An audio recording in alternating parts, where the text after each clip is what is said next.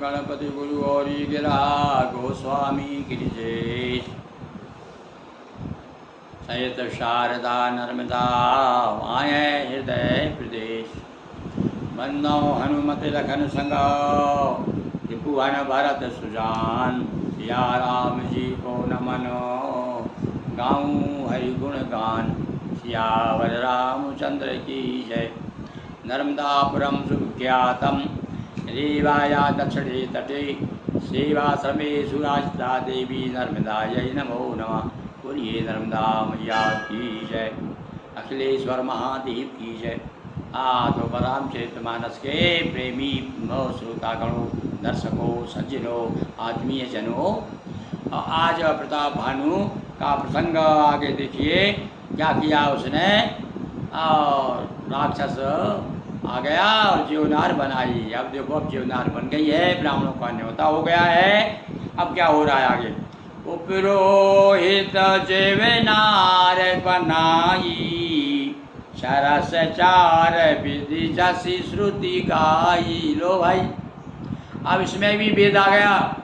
भोजन बनाने में भी वेदों ने जैसा बताया है, ये ऐसा बनना चाहिए जीवनार, ऐसा भोजन है। माया महती की रसोई और व्यंजन बहु गण सके न कोई। यह तो केवल व्यंजन मांस का आज्ञा नहीं देता वेद कि मांस बना पका खिलाओ ब्राह्मणों को। वेद की विधि क्या है? वेद में जो बताया, वेद यानी ज्ञान, और जो ज्ञान हमें प्राप्त हुआ परंपरा से, क्या कि किस प्रकार से रसोई व्यंजन बनना चाहिए। तो नाना प्रकार के भैया उस समय व्यंजन बनाए गए। और फिर वेदेंद्र गाने करया मिश्र रांधा, नाना प्रकार के पशुओं का मांस पकाया गया। और देह में विप्र मांस खा, और भैया कुछ ब्राह्मणों को भी मार दिया होगा। अब ये पता चला होगा बाद में लोगों को कौन से ब्राह्मण मारे गए। अब निमंत्रण जिनमें किया था उनमें से भी कर दिए बराबर। क्या तो कुछ ब्राह्मणों को भी मार करके उसका मांस भी उसके साथ। अरे लोग यहाँ पे देखते हैं होटलों में कहीं कुत्तों का मांस खिला देते हैं मिला करके। तो ऐसे ही इसने क्या किया, नाना प्रकार से उसको रांधा और उसमें ब्राह्मणों का मांस मार करके भोजन कह। सब विप्र बुलाए पद पखार सादर बैठाए। जैसा कि नियम है, ब्राह्मणों को बुलाया जाता है तो उनके चरण पखारे जाते हैं पहले, और उसके बाद में आसन पर विराजमान करते हैं। परसन जब लाग मही पाला, भई आकाश वाणी ते ही काला। देवता देख रहे थे भाई, ऐसा लग रहा है। देवता सब देख रहे थे कि हाँ अब देखो राजा क्या करता है।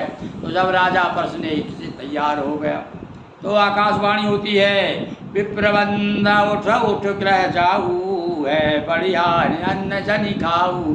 ब्राह्मणों से कहा भाई, राजा से नहीं कहा। अरे आकाशवाणी पहले राजा से ही कह देती भाई। अरे क्या रे, अरे राजन तेरे यहाँ तो मांस पका हुआ है, उसमें तू कहाँ हाथ लगा रहा उसको। पर ब्राह्मणों को रक्षा करना है भाई, और ब्राह्मण की रक्षा नहीं करेंगे तो देवताओं की क्या हालत होगी। तो भैया ब्राह्मणों के हितैषी देवता हैं, देवता के हितैषी ब्राह्मण हैं। इसीलिए अपने हित की बात आकाशवाणी होती है कि आप बहुत बड़ी हानि हो जाएगी, आप अन्न मत खाइए। भयो रसोई भूसुर मांसु सब दिज उठे मान विश्व। अरे ये भोजन जो है इसमें ब्राह्मणों का मांस मिलाया गया है। अरे ये क्यों नहीं कहा उन्होंने भैया, क्या दूसरे पशुओं का मांस खाते थे ब्राह्मण, पर ये बता दिया विशेष है कि ये मांस तो पकाया पर इसमें ब्राह्मणों का ही मिला, तो मैं लोगों तुम ही खाओगे ब्राह्मणों को। इसीलिए आप उठ जाइए। भूप विकल मति मोह भुलानी, भाभी बस न आओ मुखवानी। अब तो जो है अब तो क्या है, मुँह सूख गया होगा सुनकर राजा का, क्या कह सकता है। मुँह से वाणी नहीं निकल रही है। बोले विप्र सकोप तब नहीं कछु कीन विचार, जाय निशाचर हो नृपो मूल सहित परिवार। उमापति महादेव की जय, सियावर रामचंद्र की जय। विप्र विचार श्राप नहीं दीना, देखो बिना विचारी जो करे सो पासे पछताए। अब बाद में ब्राह्मण भी बहुत पछताए होंगे कि भैया इसमें गलती बिना विचारी श्राप दे दी। पर सामने जो दिख रहा है वो देखा उन्होंने। अरे एक आध ब्राह्मण को इसमें से मना कर देते भाई कि इसमें राजा की गलती नहीं है, उसको मारो, राक्षस को मारो। पर भैया यहाँ तो एक उत्तर दे दिया गोस्वामी जी ने कि भाई आप शंका मत करिए। क्यों? जो तुलसी जस भवित पिता, अरे ऐसा होना था, उसका भविष्य ही ऐसा था। इसलिए ब्राह्मणों ने उसे श्राप दे दिया। क्या कह दिया कि जाओ निशाचर हो नृपो। लो भाई, गलती आदमी करता है। हाँ, अपने यहाँ कहीं कहीं तो ये कहा कि वाल्मीकि जी के बारे में कथा आती है कि वाल्मीकि से और घर वालों ने कहा था कि जो तुम, उससे पूछा कि जो तुम पाप करते हो उसके सहयोगी हैं क्या परिवार वाले? तो उन्होंने मना कर दिया, हमें क्या वाला, तुम कैसे कमा के लाते हो? हाँ, हम तो हमारे पाप के भागी हम क्या होंगे? पर यहाँ तो इसकी गलती का पूरे परिवार को भोगना पड़ा भैया, पाप पूरा भोगना पड़ा। तो कह दिया, वो तो ब्राह्मण ठहरे, उन्होंने कहा राजा को क्यों देना, निपटा तो सालों को हो सकता है इसके लड़के भी ऐसे निकले।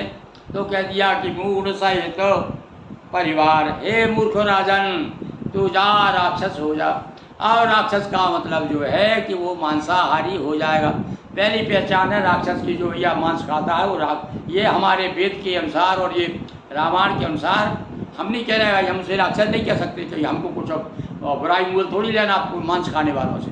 पर ये जो कह रहा है रामचरितमानस तो कहती है कि हे राक्षस हो जाओ, यानी अब तुम भी तुमने मांस परोसा ना, तो मांस ही खाते रहोगे अब तुम। इस प्रकार से उनको श्राप दे दिया। बोलिए सियावर रामचंद्र की जय। हर हर महादेव शंभो।